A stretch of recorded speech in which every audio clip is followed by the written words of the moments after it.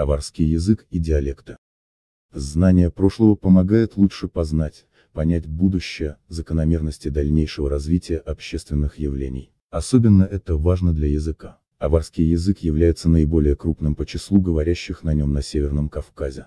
Он делится на диалекты и говоры, изучение которых представляет большой интерес для истории развития языков Кавказа. Диалекты в любой период своего существования отражают определенные этапы развития общенародного языка, материальную и духовную культуру народа, его быт и связи с соседними народами. Историко-сравнительное изучение родственных языков немыслимо без учета их диалектных особенностей, так как диалекты в противовес литературному языку, в известной степени закрепленному определенными нормами, сохраняют архаические грамматические и лексические формы. Диалекты сохраняются обычно в тех языках, которые распространены на более обширной территории, их возникновение связано с большей или меньшей изолированностью друг от друга.